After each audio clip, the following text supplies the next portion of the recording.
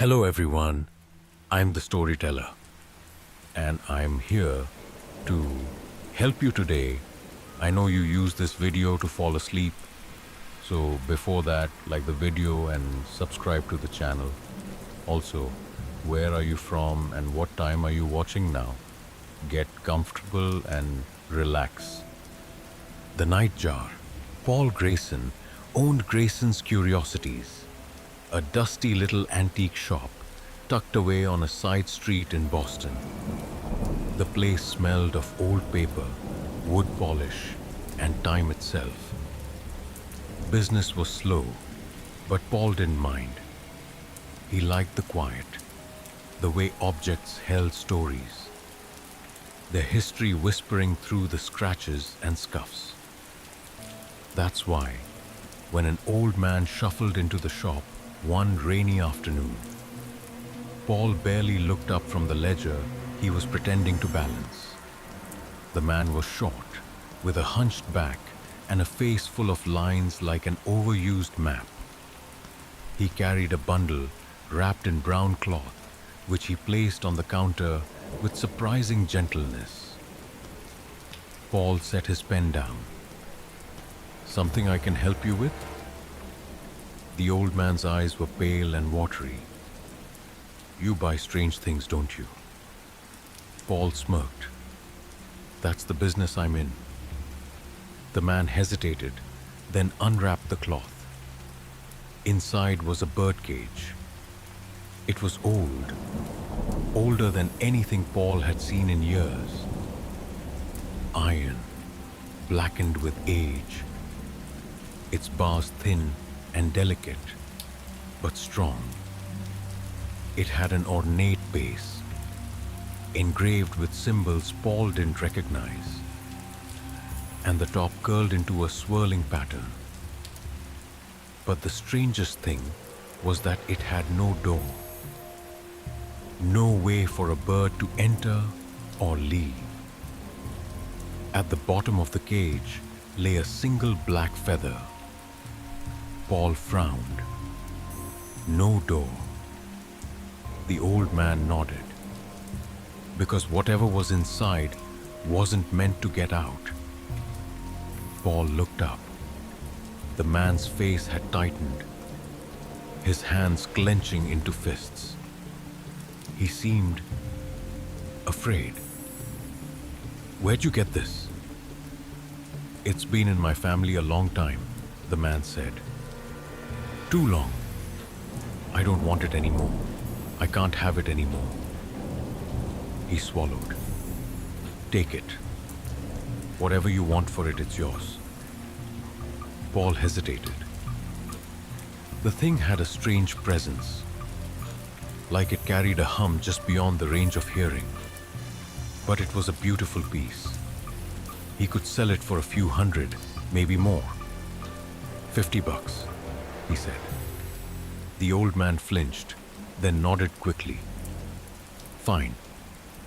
Paul counted out the bills, but when he looked up, the man was already at the door. "Wait. Just keep it," the man said, voice tight.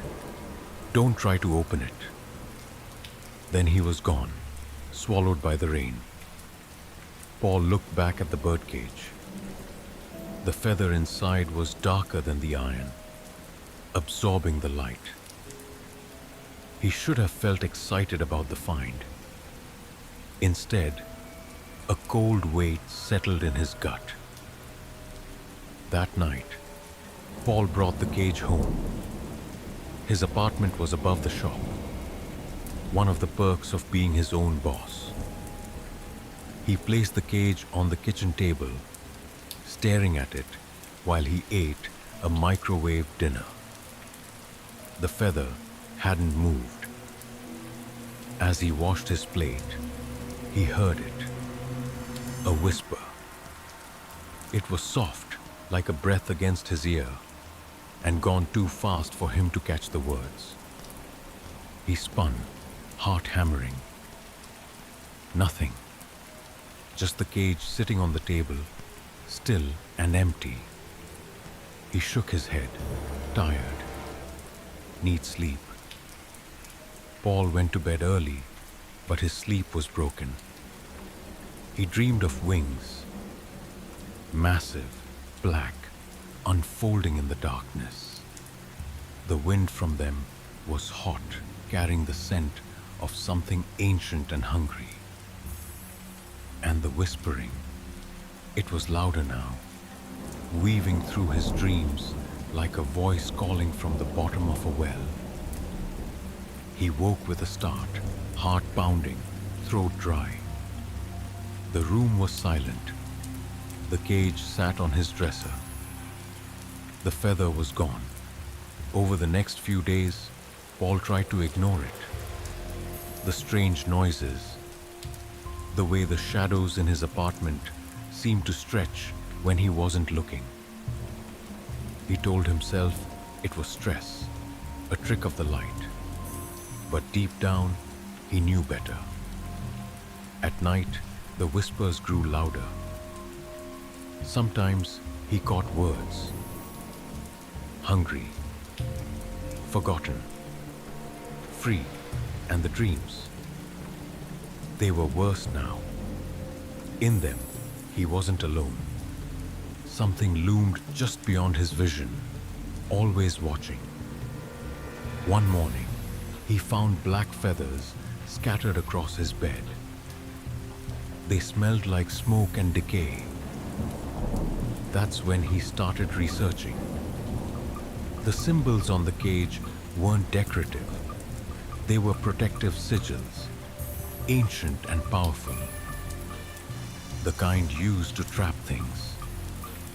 Paul's hands shook as he closed the book. He looked at the cage, now covered with a sheet, and realized the truth. The old man hadn't sold him an antique. He had passed on a prison, and whatever had been inside was out. The first death happened a week later. Mrs. Kelly, the old woman who ran the bakery down the street, was found in her home, her eyes wide open, mouth twisted in a silent scream. The coroner said she died of fright. Then there was Sam, the guy who worked the night shift at the gas station. He was found in the alley behind his store, throat torn open. No animal tracks, no blood trail, just gone. Paul knew. It was hunting, and it was because of him. The whispers weren't whispers anymore. They were voices, calling him, begging, laughing. One night, he saw it. A shape in the darkness, standing at the foot of his bed. Tall, hunched, its eyes glinting like wet obsidian. Wings folded behind it, too large for the room. Its beak was long and sharp. Its fingers clawed. It had been waiting. Paul's breath caught in his throat. He couldn't move, couldn't speak. The thing tilted its head, as if studying him. Then it whispered, "You open the door." Paul's scream never left his mouth. By morning, the cage was gone. His apartment was empty, save for a single black feather on his pillow. Paul packed a bag and left town that night, driving until he crossed the state line. He never looked back. But sometimes, in the quiet hours of the night, when the wind was still and the world was silent, he swore he could hear wings, flapping, coming closer, the end.